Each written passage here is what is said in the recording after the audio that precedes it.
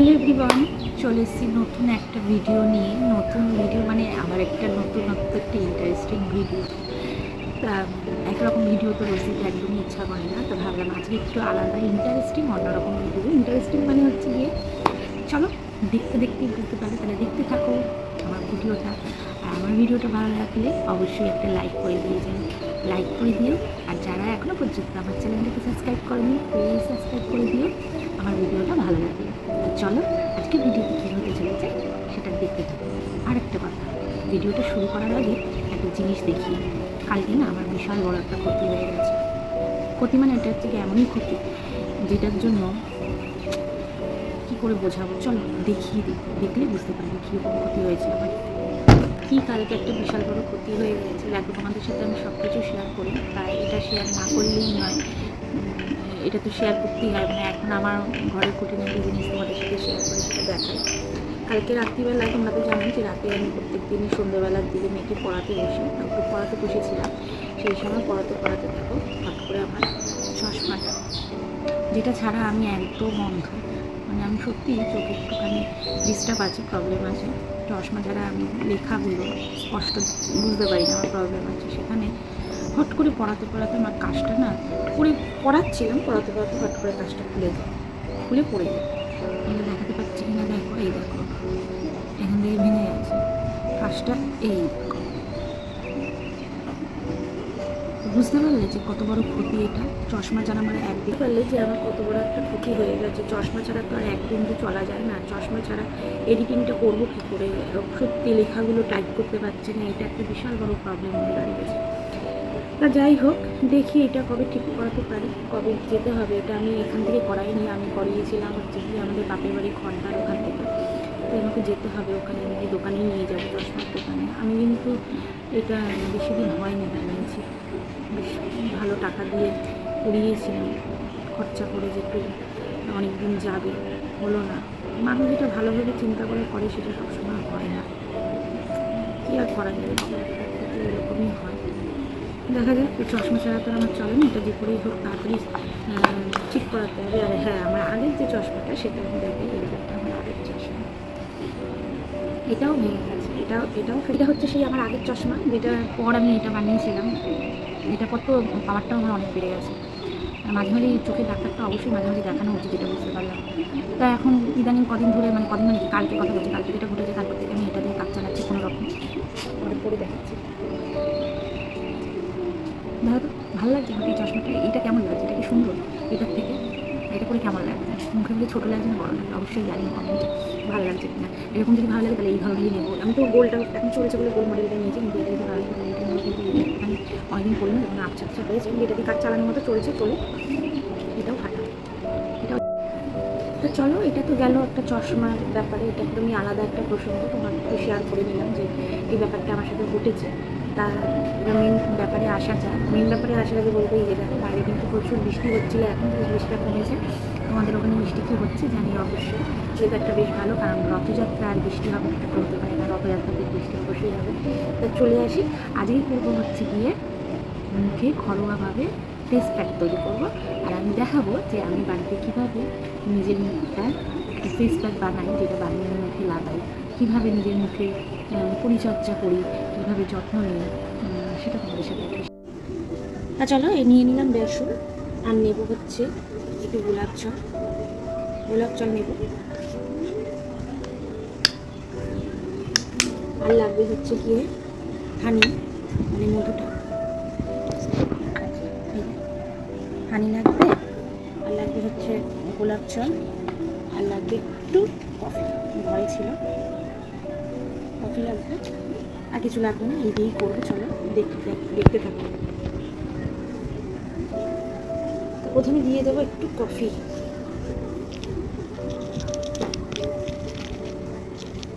দিয়ে দিলাম কফি, একটু হানি, এবার নিয়ে নেবো একটু হানি,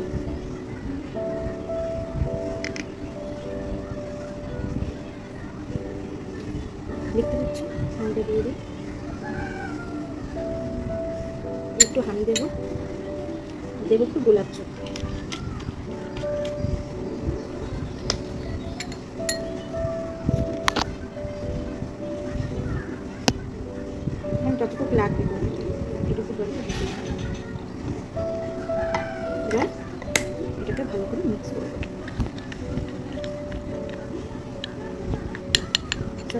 ভালো করে মিক্স করে নিই জিনিসটা।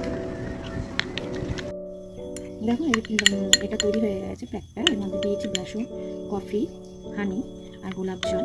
আর তোমরা চাইলে দিতে পারো এর মধ্যে একটু দুধ, আমার ঘরে ছিল না, কাঁচা দুধ যদি থাকে সেটা দিতে পারো, অথবা দুধের সর দিয়ে পেস্টটা তৈরি করতে পারো।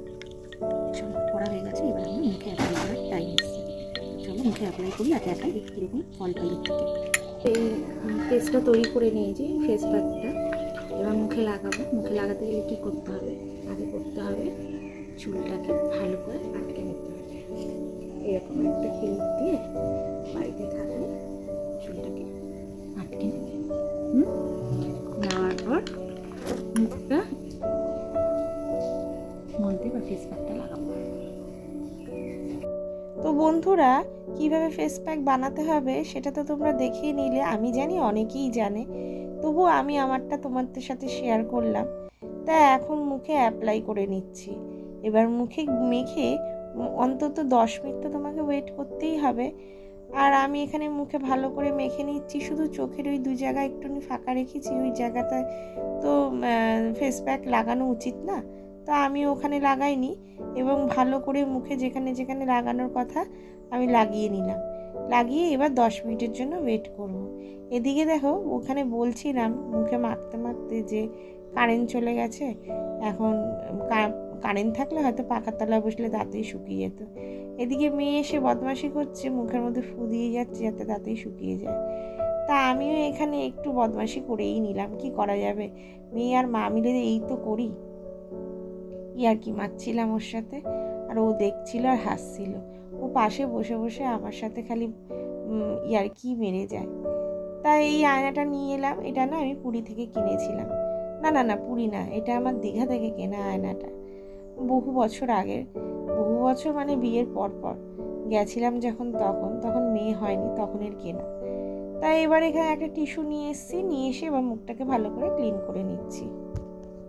দেখানোর জন্য করলাম। দেখো, সচরাচর তো এইসব দিয়ে মুখ পরিষ্কার করা যায় না। এবার জল দিয়ে ভালো করে ধুয়ে আসবো।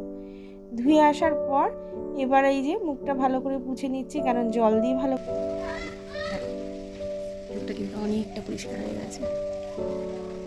আমি দিয়ে দেখাচ্ছি। এইটা সব থেকে বেস্ট ঘরোয়া উপায়, যেটাকে তোমার মুখটাকে একদম ক্লিন করে দেবে। সত্যি খুব ওষুধের মতো কাজ করে। ওষুধ যেরকম খেলে রোগ সেরে যায়, এটাও ঠিক সেরকম ইনস্ট্যান্ট গ্লো। তুমি সপ্তাহে একবার করে করলে আরও বেটার ফল পাবে। তা কেমন লাগলো? ভালো লাগলো তো? কী মনে হচ্ছে? এখনও কিন্তু আমি কিছু লাগাইনি, আর এরপরে আরও অনেক কিছু বাকি আছে। জাস্ট প্যাকটা মেখেই এই এতটা সুন্দর একটা গ্লো এসেছে। মুখটা একদম পরিষ্কার হয়ে গেছে। তুমি ভাবে এরপরে যেগুলো আছে স্টেপ বাই স্টেপ করে চলো। সব কিছুই দরকার, কারণ শুধু ফেস প্যাক মাখলেই হবে না। ফেস প্যাক মাখার পর মুখের মধ্যে কয়েকটা জিনিস দিতে হবে। দেখতে থাকো। এরপর লাগানো হচ্ছে কি, এটা আমার কেনা থাকে, এটাকে কী বলে, মাস্ক, সিরাম মাস্ক যেগুলো হয় না, হ্যাঁ, পাপায়া হানি, ঠিক আছে, ফেস মাস্ক। এটা এখন আমি লাগাবো। চলো, অনেকদিন পেয়ে রয়েছে। জাস্ট খুলবো, এইভাবে খুলবো, দেখি তো পারবে না। জাস্ট হাতে নিয়ে এইভাবে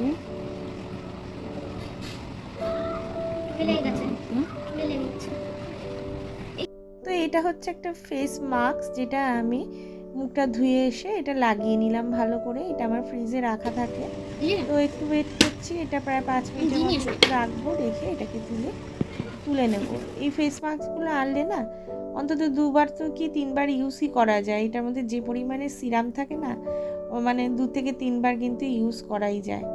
তা যাই হোক, ওটা 5 মিনিট হয়ে গেছে। এখন আমি এটাকে খুলে আবার ঢুকিয়ে রাখছি জায়গা মতো, আর তোমাদের দেখিয়ে নিলাম। এবার দেখো আমার কেমন লাগছে এগুলো দেখতে পেলে। তা তোমাদের কেমন লাগলো আজকের ভিডিওটা অবশ্যই জানিও। হ্যাঁ, এরপরে আছে কিছু জিনিস যেটা এই মুহূর্তে আমি দিতে পারবো না। এটা এই যে সিরামটা লাগিয়ে, এটা সিরাম, এটা কিছুটা মুখের সাথে মিশে যাবে। তারপরে এর মধ্যে গোলাপ জল একটু মুখে দিতে পারো, একটা ময়শ্চারাইজার ইউজ করতে পারো। তো সেই জিনিসটা তুমি ইউজ করতে পারো। ও আমার দেখা দেখি ও ওরকম ভিডিও করছে তাই না নিয়ে। তো এই হলো আমার ফেস প্যাক লাগানোর প্রসেস। এরপর আছে যে একটা জিনিস, যেটা হচ্ছে গিয়ে ভিডিওটা অনেক বড় হয়ে যাচ্ছে, মুখে বলে দিচ্ছি। এরপর তুমি একটু গোলাপ জল দিতে পারো, যেহেতু সিরামটা এখন মুখের মধ্যে রয়েছে, এটা একটু ভালো করে না মেশা পর্যন্ত এগুলো দেওয়া যাবে না।